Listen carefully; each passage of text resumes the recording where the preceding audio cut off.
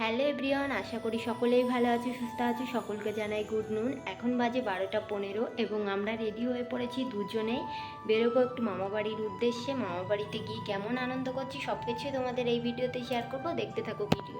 সকাল সকাল ঘুম থেকে উঠে দেখো ফ্রেশ হয়ে ভাতটা বসিয়ে দেওয়ার জন্য চাল নিয়ে নিয়েছি। সঙ্গে রান্না করা হবে, পেঁয়াজ কুচিয়ে নিয়েছি এবং তার সঙ্গে কাঁকরোল এগুলোই ভাজা হবে এবং সিম্পল রান্না করা হবে সকাল সকাল। তার সঙ্গে আগের দিনে চিকেন রান্না ছিল, যেহেতু শনিবার ছিল সেই কারণে আমি এবং তোমাদের দাদাভাই চিকেনটা খাইনি, পরের দিন খেয়েছিলাম। দেখো এক এক করে রবিবারের সকালে রান্নাটা আমিই করেছিলাম, মা অন্যান্য কাজ করছিল এবং কাঁকরোলটা ভেজে নিলাম, তার সঙ্গে চিকেনটাও গরম করে নিয়েছিলাম যেটা ফ্রিজে রাখা ছিল। এরপরে স্নান কমপ্লিট করে চলে এলাম ঠাকুর ঘরে এবং দুপুরের দিকে আমরা বেরিয়ে পড়বো মামাবাড়ির উদ্দেশ্যে। দেখো গোপাল সোনাকে স্নান করিয়ে দিচ্ছি এবং গোপাল সোনাকে স্নান করিয়ে সুন্দর করে সাজিয়ে দিয়েছি, কারণ রবিবার ছিল একাদশীর দিনে নতুন একটা জামা বের করে গোপাল সোনাকে নীল রঙে সাজিয়ে দিয়েছি এবং এদিকে ফুল, তুলসী পাতা সব কিছুই রেডি করা হয়ে গেছে এবং সবাইকে আমি সুন্দর করে সাজিয়ে দিলাম।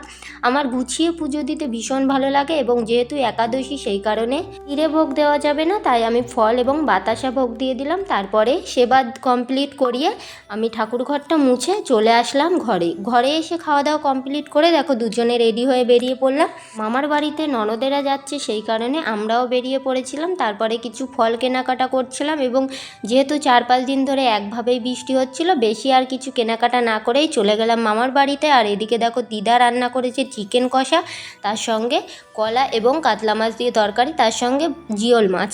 এগুলো দিয়েই খাওয়া দাওয়া কমপ্লিট করে নেব এবং কলা এবং মাছ দিয়ে তরকারিটা দারুণ টেস্টি হয়েছিল এবং এই দিয়েই রাত্রেবেলা খেয়ে নেওয়া হলো। এবং পরের দিন সকালে কি রান্না হলো দেখো। আগের দিন মা পাঠিয়ে দিয়েছিল মাছ, পুকুরের মাছ, সেগুলোই রান্না করে নেওয়া হলো এবং দিদা করেছিল তেলাপিয়া মাছ দিয়ে এবং সর্ষে দিয়ে ঝাল, তার সঙ্গে রান্না করেছিল ডাল।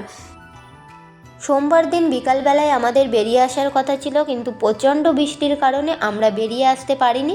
এদিকে দেখো ডাল, তার সঙ্গে আলু সিদ্ধ এবং ডিম, এগুলো দিয়েই সকালের খাওয়া দাওয়াটা কমপ্লিট করে নিলাম, সঙ্গে দুপুরেরও। যেহেতু বাড়িতে আসতে পারিনি সেই কারণে আমাদের বনগাঁতে একটু দরকার ছিল, তাই আমরা দুজনে মিলে আবার রেডি হয়ে রাত্রেবেলা বেরিয়ে পড়লাম বনগাঁর উদ্দেশ্যে। বনগাঁতে কিছু কেনাকাটা করার ছিল। দেখো রেডি হয়ে পড়েছি এবং অনেকটা রাত হয়ে গেছে, একটু বৃষ্টি কমেছে তখন আমরা বেরিয়ে পড়েছি।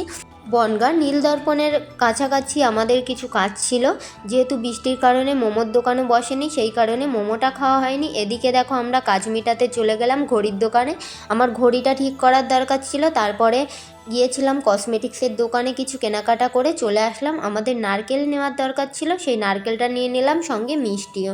এগুলো কেনাকাটা করে তাড়াতাড়ি আবার বেরিয়ে পড়লাম মামাবাড়ির উদ্দেশ্যে, তার কারণ বৃষ্টি তো থামছেই না। এদিকে দেখো মামাবাড়িতে নিয়ে আসলাম স্পঞ্জের রসগোল্লা, তার সঙ্গে মিষ্টি এবং যে মিষ্টিটার নামটা আমি জানি না। এদিকে দেখো এই চুড়িগুলো কিনেছিলাম। দিদা রাত্রেবেলা রান্না করছিল মটন কষা, দিদার হাতে রান্না কিন্তু দারুণ টেস্টি এবং এগুলো দিয়েই খাওয়া দাওয়া করে নিলাম। এদিকে ভাই দেখো নিয়ে এসেছিল মিনি সিঙ্গারা, যেগুলো খেতে কিন্তু অসাধারণ এবং আমি এই প্রথমবার খেলাম।